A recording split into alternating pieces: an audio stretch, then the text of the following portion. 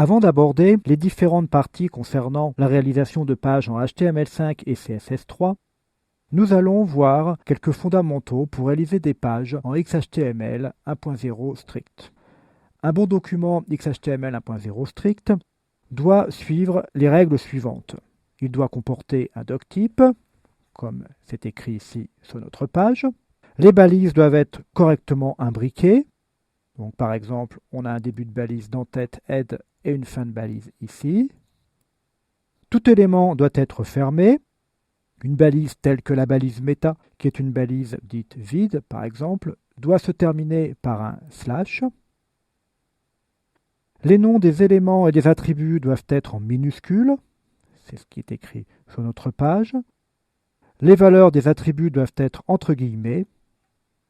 Tout attribut doit avoir une valeur, même si cette valeur est identique à l'attribut. Nous n'avons pas l'exemple ici, mais dans un formulaire, nous aurions par exemple l'attribut checkid, qui doit avoir comme valeur checkid également. Et enfin, il est obligatoire de coder certains caractères, notamment les caractères inférieurs, supérieurs et le caractère d'Esperluette. Donc, je vous remontre la manière de coder ces différents caractères. Nous commençons en écrivant un « et », l'esperluette, c'est une entité, c'est le début d'une entité. LT, point virgule, pour signifier que l'entité est terminée. Donc là, nous avons réalisé le caractère inférieur. Puis, et GT, point virgule, pour le caractère supérieur. Et enfin, et amp, point virgule, pour que le caractère l'esperluette. Donc ces trois caractères doivent être forcément écrits en tant qu'entité. En XHTML 1.0 strict, nous réalisons les pages au moyen de deux types de balises, des balises de type bloc et des balises de type inline. Les balises de type bloc permettent de réaliser la structure de la page.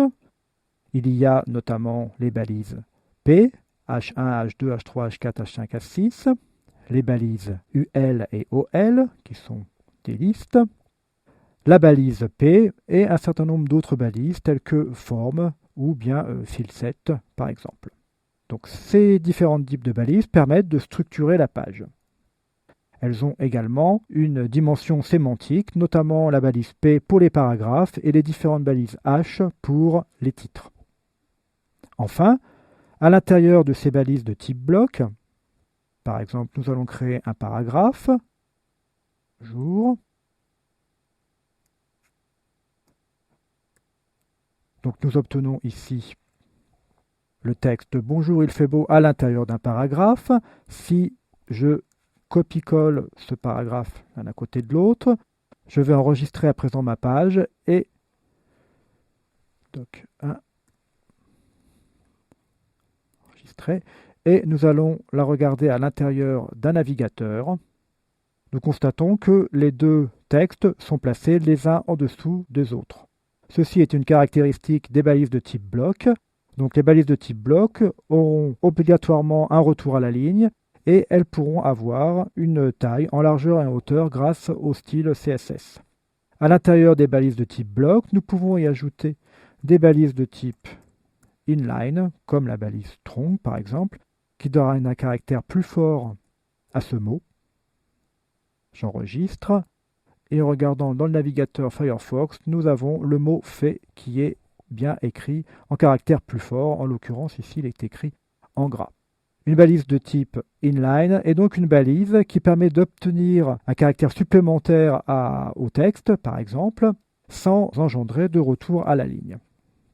Enfin, dernière balise est celle que nous utilisons le plus, la balise div, qui permet de structurer une page HTML pour faire son ossature. Nous allons réaliser à présent une première page HTML simplement au niveau de son ossature avec les balises div. Cette page sera ensuite réalisée ultérieurement avec des balises de type HTML5. Voici la page que nous allons réaliser. Elle comporte une zone d'entête avec le titre ainsi qu'un formulaire, une zone de menu, une zone de contenu, une zone située à droite qui pourrait s'apparenter à une zone présentant différentes publicités, par exemple. Enfin, tout en bas, un pied de page. La zone de contenu située à gauche comporte, elle également, un pied de page. Nous allons donc réaliser l'ossature de cette page en faisant la manière suivante, en réalisant un bloc div général qui permettra de centrer l'ensemble, un bloc div qui permettra de réaliser l'entête, ainsi que le formulaire permettant de se loguer, un bloc contenant le menu, un bloc contenant l'ensemble du contenu, donc ces textes-là plus son pied, un autre bloc contenant la partie située à droite, et enfin un bloc contenant le pied de page.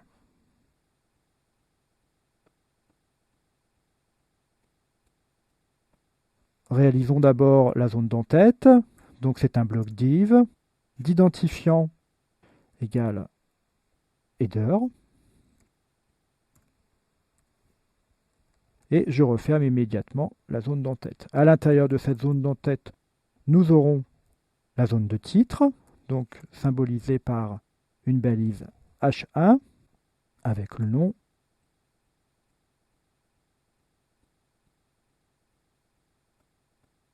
Je referme la balise H1. Et à l'intérieur de cette balise d'entête, nous avons également la balise de type forme qui permet de réaliser la zone de formulaire pour se loguer sur le site éventuellement. Action égale, je ne mets pas d'action, et méthode égale, voilà, la balise forme doit également être fermée. À l'intérieur de la balise forme, nous devons y ajouter les balises label et input qui permettront d'afficher correctement ce formulaire. Dans un premier temps, nous allons nous consacrer uniquement à l'étude de la structure de ce formulaire. C'est la raison pour laquelle je ne vais pas ajouter les balises label et input. La zone d'entête est terminée. La deuxième zone à présent, la zone de menu. Div, id égale menu, qui doit être également refermée, à l'intérieur de laquelle nous devons écrire notre menu à l'aide de la balise UL et de différentes balises LI. Je vais les faire rapidement. LI, home, et par copier-coller les suivantes.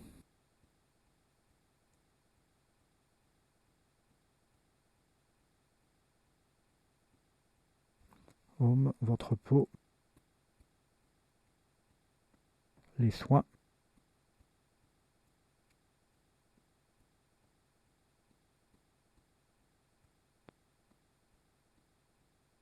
le glossaire et discuter.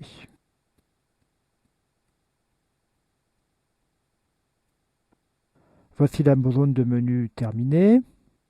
Afin que nous nous retrouvions facilement, je vais ajouter un commentaire qui permettra de signifier que nous sommes en fin de menu. Voici. À présent, la zone de contenu, qui est située sur notre exemple sur la gauche. De nouveau, nous ajoutons un bloc div de structure ayant l'identifiant contenu. Je referme cette zone. À l'intérieur de cette zone de contenu, nous avons deux nouveaux blocs. Un bloc que l'on pourrait appeler article,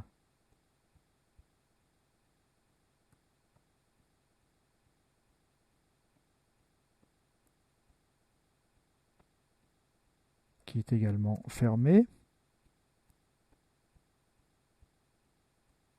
Et une zone réalisée encore une fois avec un bloc div que l'on pourrait appeler pied de contenu.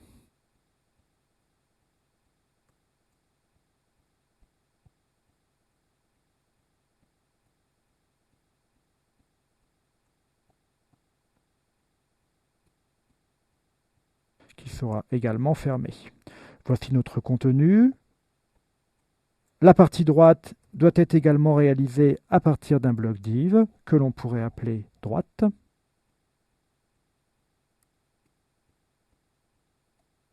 Et qui se ferme également en fermeture de bloc div. Enfin, l'ensemble de notre page possède tout en bas un pied de page. Donc de nouveau un bloc div d'identifiant footer qui est également fermé. L'ensemble de cette mise en page, pour qu'elle soit correctement centrée à l'intérieur du navigateur, doit être imbriqué à l'intérieur de nouveau d'un grand bloc div que l'on peut appeler conteneur et qui sera modifié ensuite en CSS pour permettre à la mise en page de se centrer.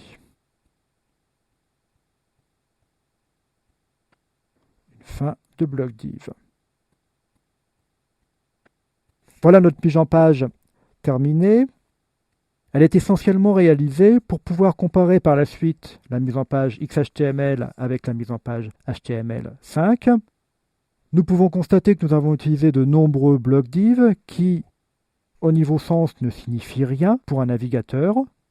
Pour l'instant, elles servent uniquement d'ossature. Nous verrons dans les différentes leçons par la suite que le HTML5 permet d'obtenir une meilleure sémantique de ces balises, notamment pour signifier que différentes balises servent de pied, d'entête, d'article ou de section. Nous verrons cela dans les prochaines leçons.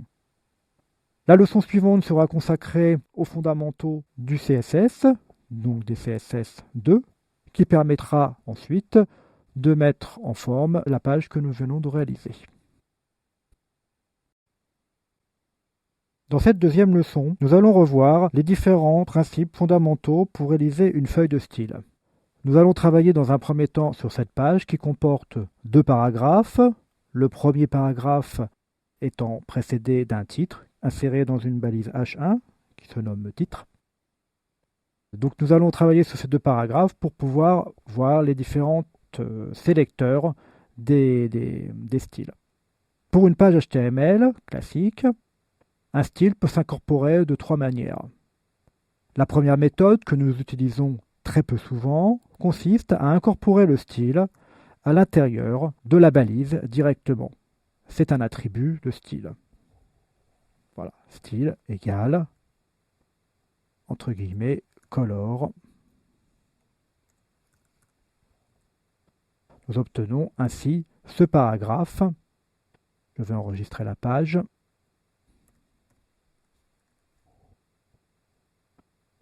Ce paragraphe en rouge. C'est une première méthode qui consiste donc à écrire les styles directement à l'intérieur de la balise. Seconde méthode, bien plus utilisée aujourd'hui, consiste à incorporer les styles en haut de la page. Ces styles s'incorporent à l'aide de la balise style avec un type de texte CSS. Et nous réalisons ensuite une fin de zone de style. Cette zone de style doit s'incorporer à l'intérieur de la balise d'entête, head, et nous allons écrire les différents styles pour nos paragraphes. Pour accéder aux différents éléments de notre page, nous avons plusieurs méthodes de sélection. Nous avons un premier sélecteur qui consiste à réaliser un sélecteur type de balise. Donc, par rapport à nos paragraphes, j'écris simplement un P, puis une accolade ouvrante, une accolade fermante, et à l'intérieur de ces 2 accolades, nous écrivons la propriété que l'on souhaite attribuer au paragraphe. Alors, une propriété simple et la propriété couleur que nous venons déjà d'utiliser. Voilà, du rouge. Ainsi, nos 2 paragraphes sont à présent tous les 2 de couleur rouge. Un autre moyen d'accéder à l'un des éléments consiste à ajouter à l'élément un identifiant, ce que nous avons fait tout à l'heure dans la structure de notre page. Alors je vais le nommer para 1 et à s'adresser directement à lui. C'est ce que l'on appelle un sélecteur d'identifiant. pour réaliser un sélecteur d'identifiant, nous ajoutons le signe dièse, puis le nom de l'élément para 1. À présent, seul le paragraphe 1 sera de couleur rouge, l'autre restera en noir. Nous avons également la possibilité de réaliser des sélecteurs parents-descendants. Pour réaliser cela, je vais ajouter la balise que nous avons vue précédemment, strong, au niveau de ce texte, et puis la même balise au niveau du paragraphe suivant.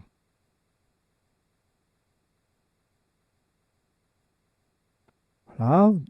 Donc à présent, je souhaite colorier en gras uniquement ces deux mots à l'intérieur du paragraphe 1. De cette manière, nous allons écrire ce sélecteur, donc parent descendant, le paragraphe 1 et l'élément strong à l'intérieur du paragraphe 1.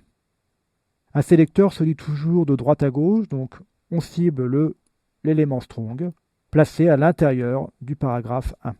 Après enregistrement, nous pouvons vérifier que nos deux mots sont bien de couleur rouge. Autre sélecteur couramment utilisé est un sélecteur que l'on appelle combinateur d'adjacence, qui permet de cibler un élément placé immédiatement après un autre. Dans le cas présent, nous allons cibler le paragraphe situé immédiatement après la balise H1. Nous allons écrire cela de cette manière, H1 plus P. Et puis, de nouveau, nos deux accolades. Je vais ajouter une autre couleur, vert par exemple. Enregistrons. Donc l'aperçu dans Firefox nous permet de voir qu'uniquement le premier paragraphe s'est transformé en couleur verte, et pas le second. Enfin, autre type de sélecteur, un sélecteur qui permet de modifier différentes caractéristiques des liens. Pour cela, je vais réaliser un lien sur le premier mot, lorem. Le lien se réalise donc avec la balise A, suivi de l'attribut href égale, dans le cas présent, nous allons ajouter un dièse qui signifie que ce lien sera fait uniquement sur cette page-là, donc lorsque l'on cliquera, et puis une fin de balise A. Après enregistrement, notre lien est de couleur bleue, comme un lien classique. Pour changer cette couleur, nous allons ajouter un sélecteur à link, puis de nouveau nos accolades et une couleur.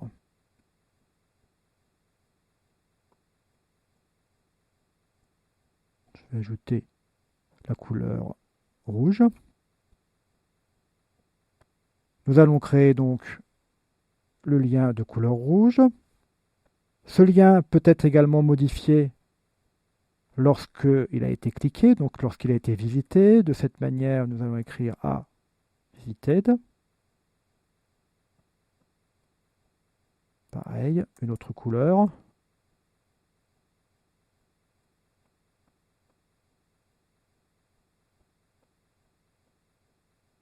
Je vais mettre du jaune.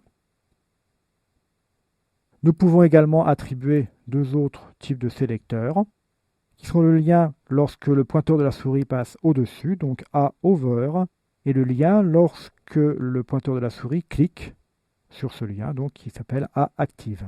Donc A over, et puis A active.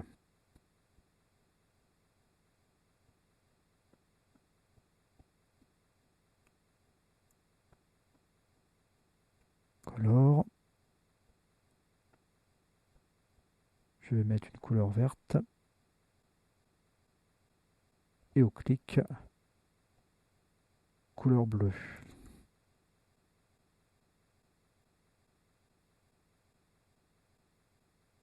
De retour dans Firefox, nous allons vérifier tout cela. Donc le lien est bien rouge.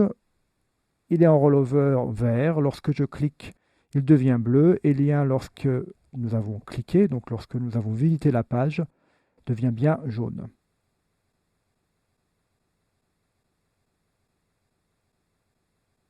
De nombreuses propriétés permettent de modifier l'ensemble de la page, notamment donc, des propriétés de texte. Les propriétés de texte, nous en avons vu une qui est la propriété color. Nous pouvons facilement modifier les différentes caractéristiques du texte, notamment sa police, font family, son corps, font size,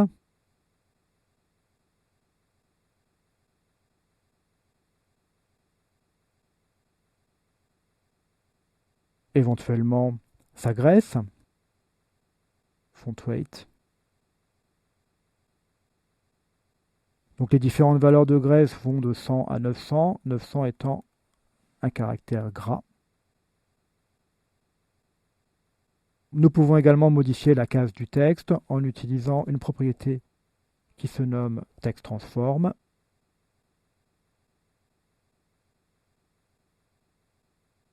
En uppercase.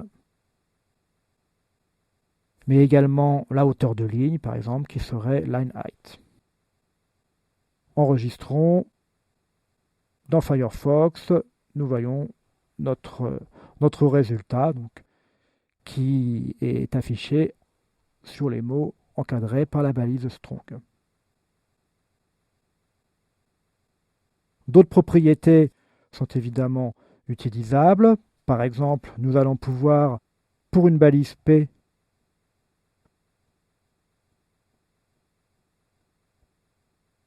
lui attribuer une hauteur et une largeur. Donc width, 2.400 pixels.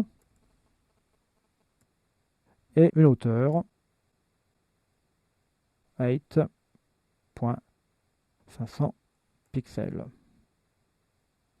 Nous constatons dans le navigateur que le paragraphe a bien pris les tailles que nous lui avons indiquées.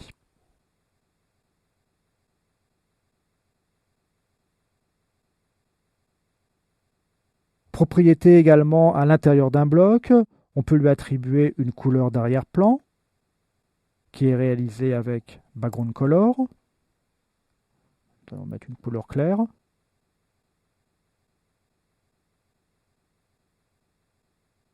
Tous nos paragraphes sont à présent de la même couleur. On peut attribuer également à l'intérieur de ce bloc une zone de blanc tournant que l'on nomme en CSS un padding.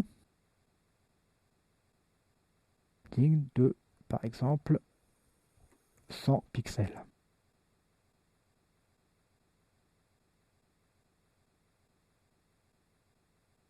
Nous pouvons constater que l'ajout du padding a augmenté la largeur de notre bloc. En effet, la propriété padding contribue à la largeur totale de l'élément. Donc, nous sommes en présence à présent d'un élément dont la taille n'est plus de 400 pixels de large, mais 600 pixels. Donc, nous avons un padding à gauche de 100, plus une largeur de 400 et un padding à droite de 100. Donc, on a bien un élément qui fait 600 pixels.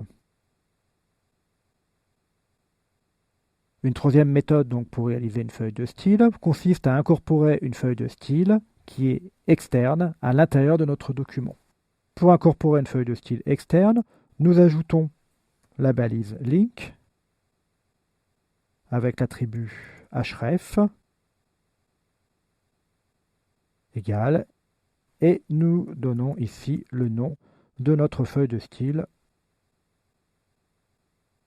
pour la lier à cette page.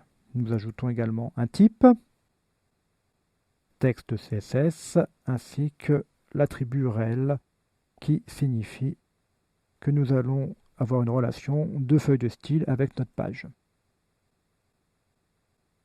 Style sheet. Nous fermons à présent notre balise link. J'enregistre. Nous allons créer à présent un nouveau document de type CSS que j'enregistre à côté du document actuel, donc à côté de ce document HTML. Je lui donne le nom précédemment inscrit, style.css.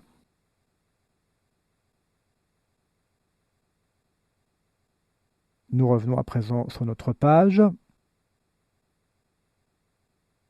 À l'intérieur de la page HTSS, nous avons réalisé une première règle de style pour l'élément body, pour lequel nous allons ajouter une couleur d'arrière-plan.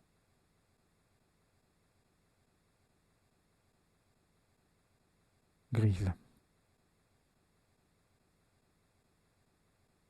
J'enregistre, je reviens sur cette page pour vérifier que la feuille de style a bien été réalisée. Nous avons bien ici un arrière-plan gris.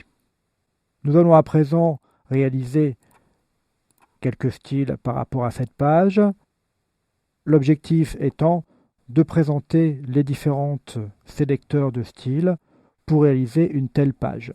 Nous n'allons pas réaliser l'ensemble des règles de style de cette page. Deuxième règle de style que nous allons utiliser consiste à réaliser la méthode pour pouvoir centrer l'ensemble de cette mise en page. Cette méthode doit être placée sur l'élément qui s'appelle conteneur. Cet élément conteneur doit avoir une taille en largeur. La taille qui a été définie est de 960 pixels. Et elle doit avoir la propriété margin avec une margin automatique à droite et à gauche. Margin .0 auto.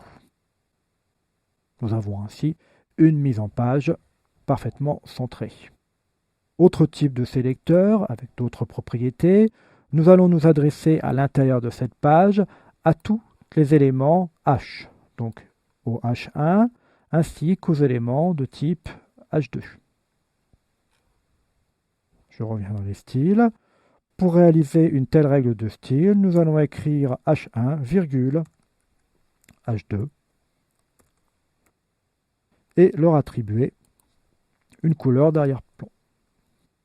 Donc color, c'est une couleur pour le texte, dièse 69F.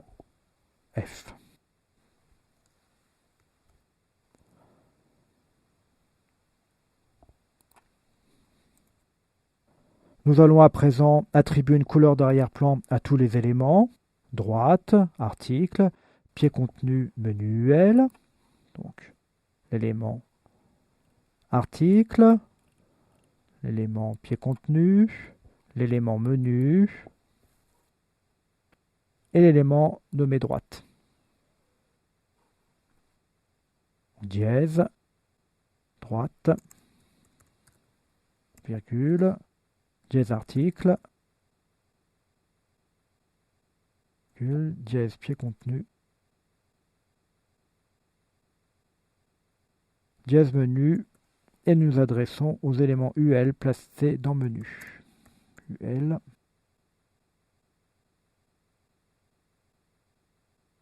L'ensemble de ces éléments auront une propriété background color blanche.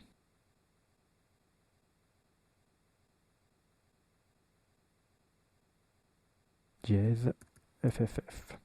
Remarquez que pour donner les couleurs d'un élément, nous pouvons utiliser cette notation hexadécimale, mais nous pouvons également utiliser une notation écrite comme white par exemple. D'autres écritures seront vues dans les leçons ultérieures, notamment une écriture consistant à donner les trois composantes rouge, verte et bleue. J'enregistre et nous vérifions dans un navigateur. Nous avons bien ainsi nos éléments de couleur blanche sur le fond gris. Notre mise en page est parfaitement centrée. Pour terminer, nous allons mettre en forme notre menu. Vous pourrez consulter dans les documents joints au DVD les différentes règles de style qui ont permis de réaliser cette page.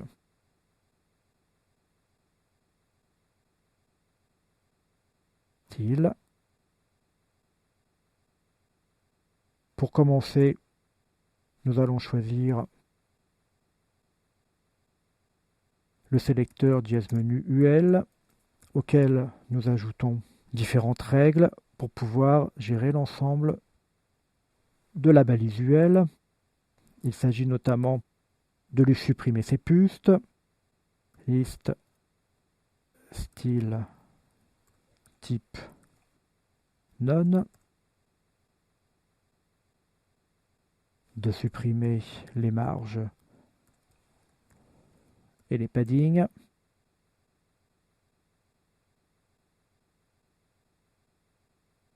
de lui attribuer une taille,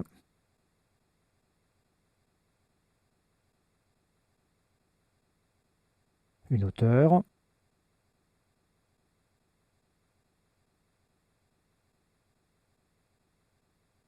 une couleur d'arrière-plan,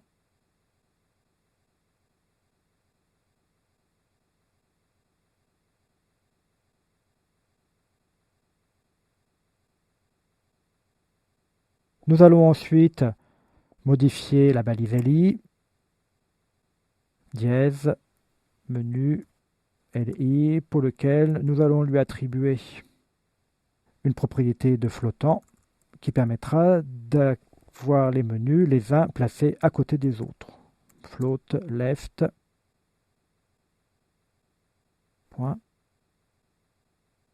Enfin, pour terminer, nous allons attribuer à la balise A, constituant notre menu, différentes caractéristiques qui permettront de lui donner les propriétés de bloc et de permettre de lui attribuer ainsi une taille en largeur et en hauteur. Si nous regardons la structure de notre page HTML, nous constatons que nous avons ajouté une classe cellule aux différentes balises A. Cela permet en effet de créer facilement différentes propriétés pour les balises A. Dans nos styles, je vais créer à présent une nouvelle règle pour la classe cellule. Donc pour créer une propriété pour les classes, nous ajoutons un point, puis le nom de la classe, donc cellule.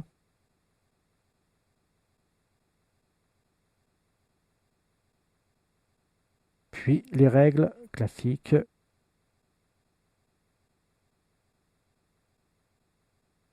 Display bloc, permettant aux balises A de pouvoir leur attribuer une taille.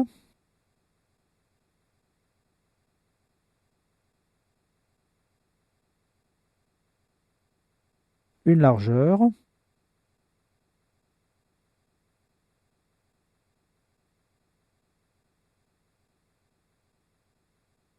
« 159 pixels.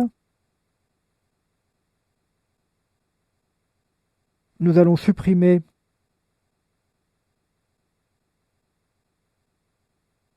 les caractères soulignement de la balise A, texte décoration none,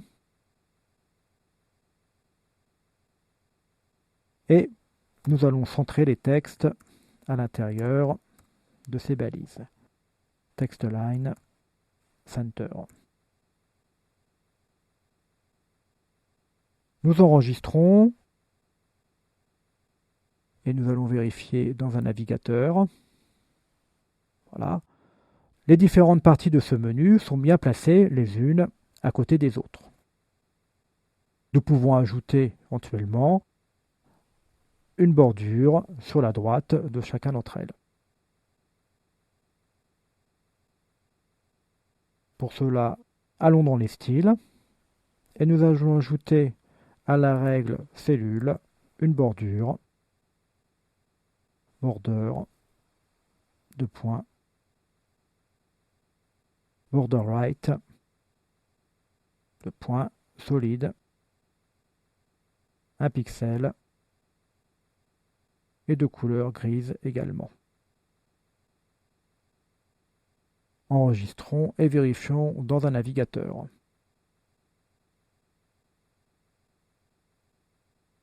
Là, notre menu a bien placé maintenant une bordure grise sur la droite.